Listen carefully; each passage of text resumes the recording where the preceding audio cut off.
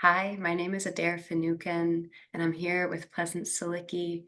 We're a couple of people who care deeply about the world and have found a lot of great tools along the way, and we want to talk about that today, specifically around the wisdom of Ayurveda, less from a clinical perspective and more from a practical, applied perspective.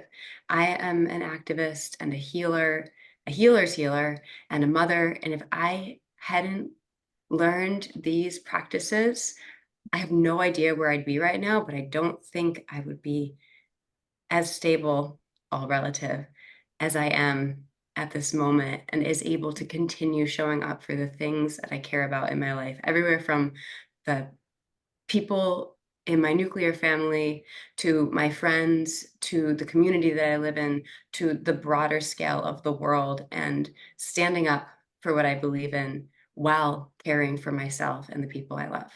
So Mm. that's a bit of my take, Pleasance. Awesome. Hi everyone. I'm Pleasant. Kohenet Pleasant Shamira is one of the many names that I use, ordained Hebrew priestess. And what on earth does that even mean? It means that in my lineage, I'm reclaiming a lot of the practices and wisdom from earth-based feminist Jewish tradition. I practice in an interfaith, interspiritual way, which means that a lot of the groups I facilitate bring in threads from all the lineages and traditions that I've loved studying over my adult life. I also currently have a dog on my lap who could at any moment start barking or jump up. So I'm just giving you a heads up on that. And I live and primarily work on Piscataway land here in Washington, D.C. And Ayurveda, I don't even have words to describe the profound impact that this wisdom has had in every area of my life. And it's so powerful and potent to look back. I consider myself an Ayurvedic enthusiast and lifelong student of this incredible wisdom. And the thing I want to present in this moment is that um, in my Ayurvedic studies, we did an ancestral healing practice. And 20 years into teaching yoga and meditation and being in Zen Buddhism and being in all of these amazing seeker circles and healing circles, I did this ancestral healing practice in an Ayurvedic study group and heard loudly the voice inside say, "Go home." And that voice sent me home to my Jewish roots and to my earth-based feminist Jewish tradition. And so the magic and mystery of Ayurveda alive in my life is around so much of the deep listening and the intuition and living a life in direct relationship to the elements, which we'll talk about.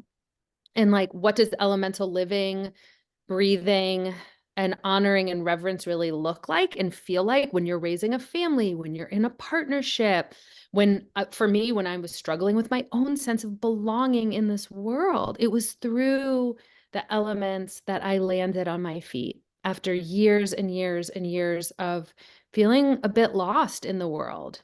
Mhm. And the rootedness of go home um, and starting to kind of reignite my Jewish studies led me to this magical mystery that actually within Judaism, we have a lot of elemental prayers and blessings and songs that I was exposed to.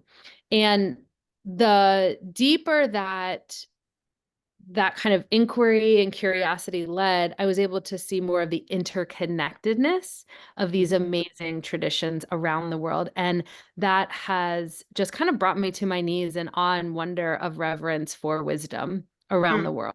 And that's just like, may it be so for the rest of my life. May I be like enchanted by wisdom from around the world.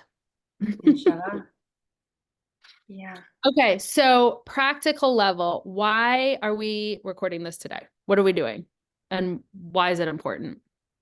So you and I connected and immediately recognized in each other this radical politicized healer presence, which is the one of the greatest gifts in the world, is to land in a room with someone and realize like, oh, you see it too. Thank God, thank Goddess, because it's so easy to feel alone in seeing the interconnectedness, not only of what is beautiful, but also in the systems of oppression. Yeah. So to encounter a healer who like gets it, it's like, no, we're not just healing ourselves, we're healing in the context of something greater. Knowing that, and knowing personally that I've been on this path since I was a teenager and burned out and burned out and burned out over and over again.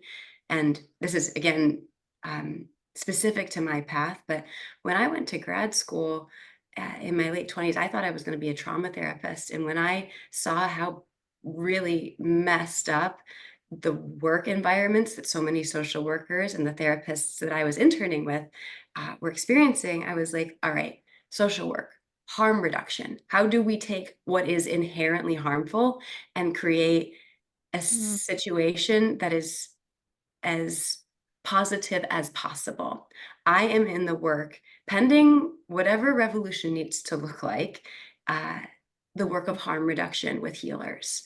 And that starts with me. Everything that I teach is stuff that has worked for me. So as I cared and care about the Black Lives Matter movement, as I cared and care about reproductive justice, as I cared and mm, care about Palestinian liberation, and as I continue to expand my understanding of not only the suffering in the world, but of the way I intersect with it, mhm, and the way I'm connected to entities that uh, continue to push that suffering forward, and also entities that are working to alleviate it, I mhm, realized that I need tools.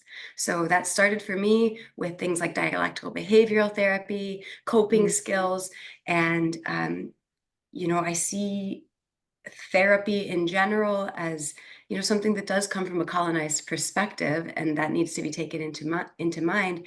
And at the same time, there are many skills in that world that have led me to be as okay as I am today, which is a big deal. Sometimes I'm okay, sometimes I'm not. I live with complex PTSD. A lot of us do.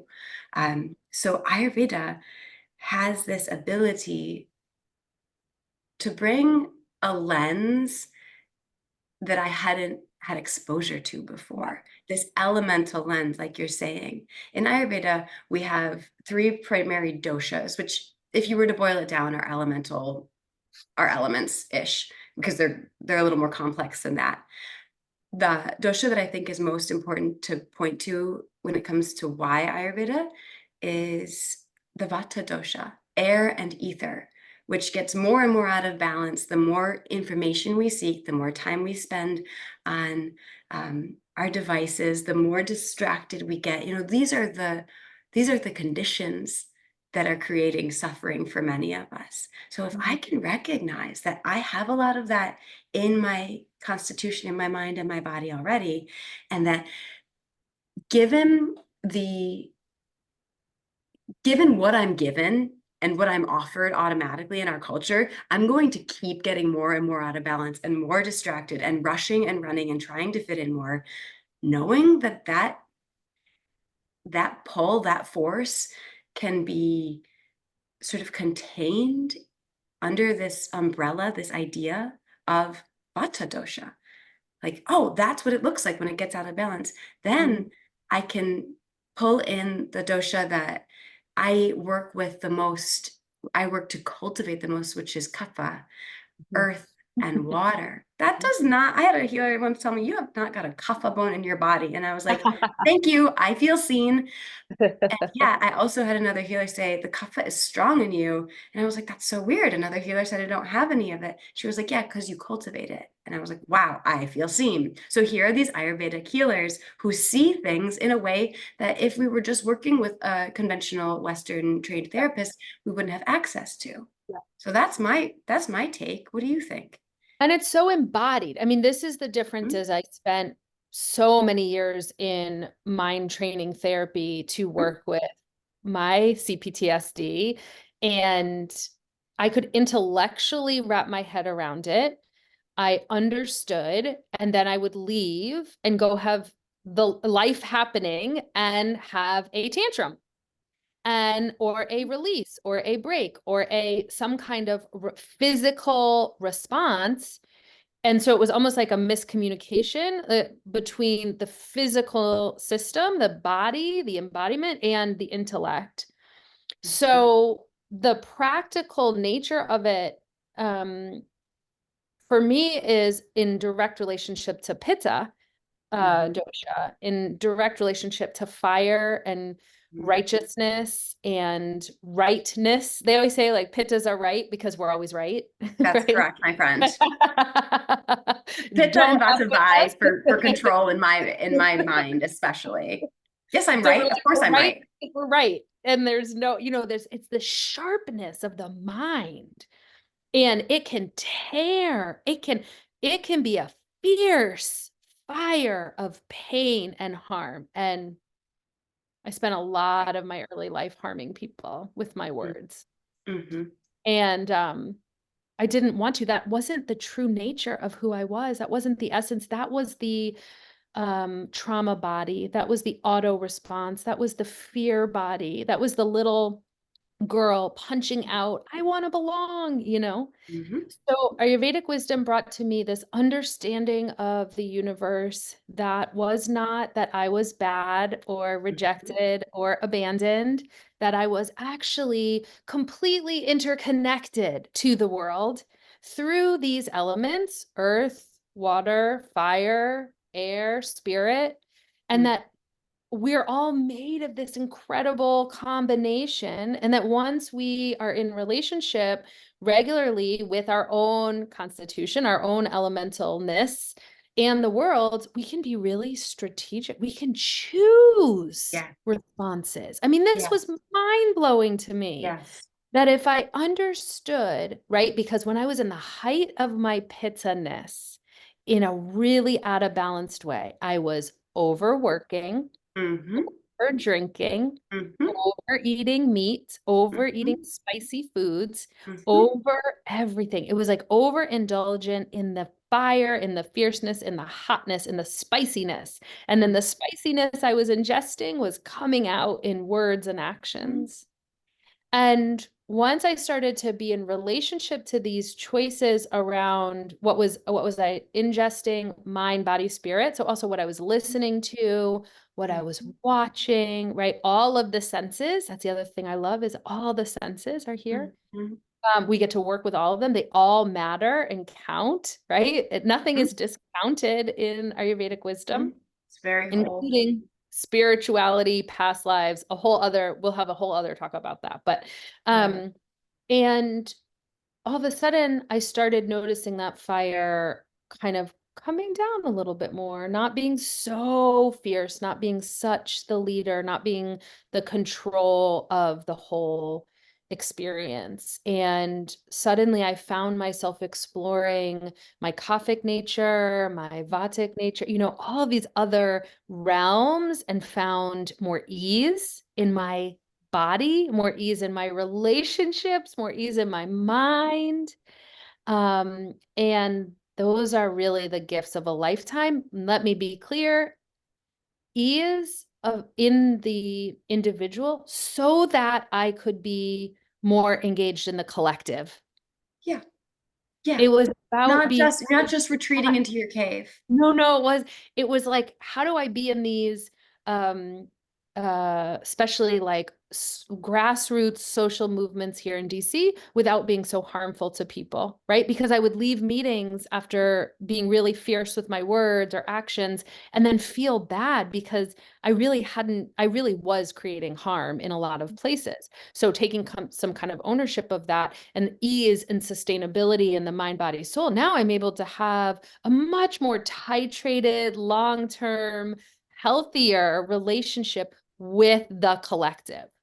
Yeah. I'm not leaving my home and going out and causing more harm on the regular because of an internal imbalance.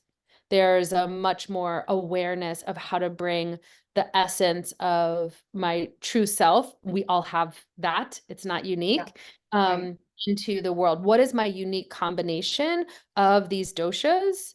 And then where do those strengths align to bring into collective liberation, collective healing, so that I don't keep burning out and burning bridges?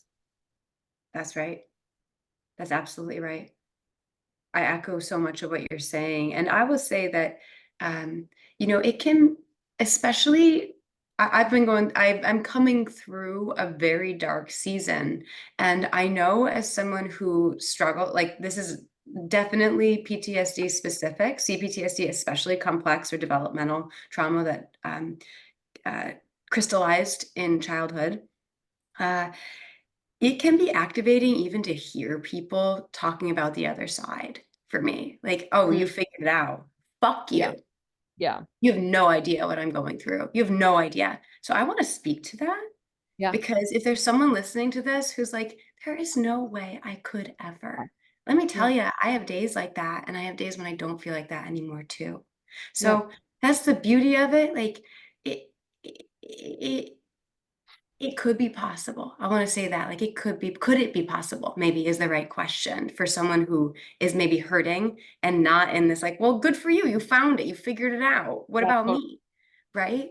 And I'm actually at a different point in my journey, as similar as we are. I haven't even, with the last couple of years being so incredibly challenging, perinatal mental health in a nutshell, being really challenging. I'm not even deeply rooted in my local grassroots communities. To some extent, I am in the movements, but I'm still. I know that I'm not ready to be like in the flow of maintaining consistency in those relationships, and I know that because I have the ability to assess myself from this very holistic lens. It's like, yeah, homie, you step in that stream, it's gonna wash you out. Yep, So that's right. so That's show up where you can. Be again strategic. Make a little bit of a container, yeah. which That's for me, again, with the vata, with that etheric, expansive tendency, whew, that really makes it doable. I'm so grateful that you said this because the thing that I forget all the time is I am just a few short years away from 50.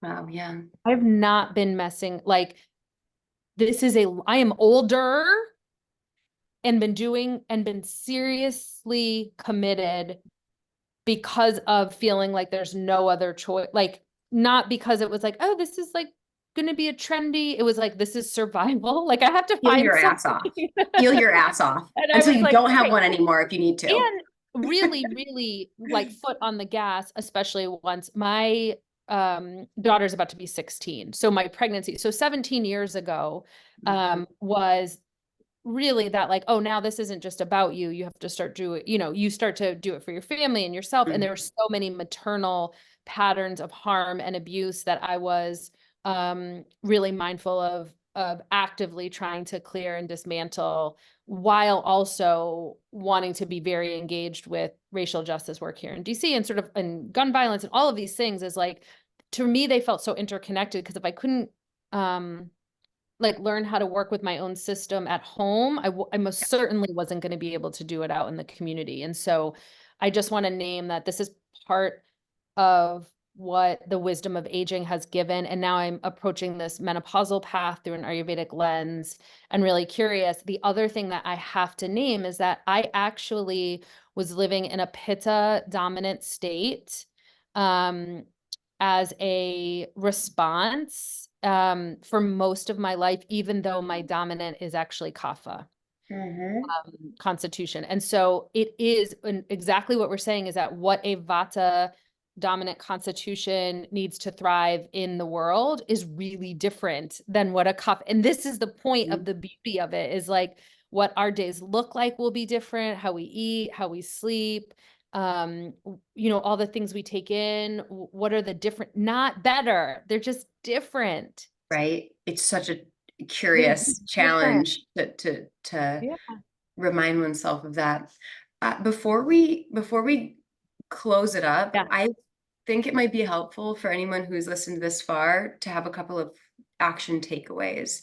So Yep. as a kapha dominant person, uh, and I don't know how, I don't want to get too like jargony, right? But as Who somebody has a who is lot of earth and water right, a and lot of earth. so But as somebody who, is kapha dominant, but was also living in that pitta, I think people can really identify with the overwhelm and the yep, anger. Those are yep, that's right. very identifiable. What would you say to someone who is running around knowing that they're so sharp that they're harming other people or they're harming themselves? What's like one thing that might help? In terms of balancing two daily things that I started doing in working with the out of balance pizza was being really intentional about water, like cooling the fire. So washing my hands, um, when I didn't have time to like take a bath or a shower, but just a real intentional, like, oh, I'm feeling sharp and tight. Mhm. Let me see what happens if I just put my hands under cooler water. And it was really quick. And I'd be like, oh, and I could literally kind of feel the fire just kind of going inward because I want to have the internal fire of life, like that feels You really need important, that. but I don't need it to be the whole like literally pulsating out of my hands, right? It would needs to be in sort of this container. So that was one thing that I started doing, and the other is that there was a remedy in Ayurveda that I learned around pitta balancing, which was literally stop and smell the flowers. And Mhm. so I started intentionally buying one because I really didn't want to buy anything and have more. I was like, let me buy one flower and I'll put it on the kitchen table. Mhm. And when I feel that fierceness coming through, let me just stop and literally smell the flower, this one flower, and it just transformed because once I did that, I could turn and say, "Oh, this pitta is actually strength. This is Mhm. transformation. This is Mhm. leadership. This is who you are. Mhm. You have a strong leader inside, and how is she leading? And the sweetness of the rose or the whatever other flower I was able to get would remind me of the strength, and it would kind of again. How about you with Vata? My favorite hack is right now and has been for some time. I have a half-gallon jug, like thermos jug, and at night I put two sleepy time tea bags in there. I like them because they're not individually wrapped, um, and they taste great. It's peppermint with some other herbs in Mhm. it, which is very soothing and cooling. Um, because a lot of things that cool vata, a lot of things that calm pitta are also going to calm vata as well. So you're not, there's a lot of like, oh, good, six birds with one stone in Ayurveda feelings. And because you're washing your hands anyways, right? Especially in this COVID, post-COVID, whatever world, you're washing your hands anyways. These are things that we pull in that you're kind of doing anyways, but then you do them on purpose with a little twist. So Yeah. I get it ready the night before. It doesn't take very long, and it is truly an act of like deep self-sweetness, self-love. Pop Yeah. those little tea bags into the half gallon. I fill up the tea kettle in the morning. I turn that tea kettle on, and when it boils, I fill the whole thing up. And for the rest of the day, I have hot tea. It's very grounding. I feel Yeah. the sensation of the tea moving down into my stomach. It reminds me to slow down. It keeps me hydrated, which is again going to calm that heat that is so prevalent for me. Because of course, when you add air to fire, what happens? Burnout. Yeah. Um, Yeah. so some warm water, warm liquid. Damn, it's so simple. So simple. So and so powerful. Yeah. And also for me, self-massage is incredibly important. In Sanskrit, it's called Abhyanga, and there are very traditional practices of it. And I don't, as a mom now, I'm like, oh, I have a thimbleful of time where I used to have this like 2 hour self-care practice. I remind myself all the time. I have some really lovely Vata calming oil that I've invested in. Actually, my wonderful mother-in-law got me some for Mhm. Christmas, but it smells really good. And sometimes it's just, I just have time for it on my hands. But sometimes I have time to do a full body massage and then a bath, but that's not always the case. So using it to the extent that I feel like I can, it's truly putting a layer between myself and the world. It's protection in Sanskrit. Oil, the word for oil is sneha, which is also the word for love. And I cannot overstate the importance of touching my own body with gratitude and love. There are lifetimes of healing that come from that. So if you're new to it, if it's real fresh, just use what you have, lotion, some kind of body oil. Just do your hands, or even better, your feet before sleep. Change your life. It'll change your life. Like if you just rub your feet every night before sleep with a little bit of lavender oil in there, you will not be the same person if you can do it. Remember to do it consistently, even semi-consistently. So I say, I think it's wise to consider defunding all police. I also say defund the Ayurvedic police. So when we get into like that pitta, like, oh, you're doing it wrong, it's like, that's not really the Yeah. point. Don't Or forget. the like criticism of like, is that really, will you really, that's the pit of mind. Like, does that really work? Does that, and I say, shh, just try it, right? Try it. Experiment. Just Try try an it. See what experiment. you feel. And then people call me, say, why did that feel so good? I don't understand. That was amazing. I say, I don't know. Keep doing Keep it. doing Just it. try it. Keep doing it. See what happens. See what happens. Um, I think as we close, the things that are on my mind are around like the follow-up conversation that I would like to have. One of them is around specifically movement space, organizing space, activism space, and what are some of the really typical patterns. Ayurveda is a system, a framework of patterns and patterning of humanity and interconnectedness of nature and the world and all living beings and things past, present, and future. So Yeah. it really is pattern systems, which I'm obsessed with. Yeah. And once you learn the pattern, it becomes way less personal. So I just want to Yeah. put a pin in when we chat next time to unpack some of the patterns that we see in movement spaces and organizing, and some of the remedies that can work with those, or protocols that work with those patterns. I am so with you. I'm re-listening to Adrienne Marie Brown's Emergent Strategy right now. So you're speaking my language. Yes, the Bible. I love it. My Bible. Right? That's my Bible. Actually, pleasure activism is my Bible. I got that Sorry. one too That's recently, yeah. So there's readdressing. the Old Testament is emergent strategy. The New Testament is pleasure activism. May it be so. Kenya, That's here. right. That's Thank right. you. I love you. Thanks, Thank buddy. I love you too. you.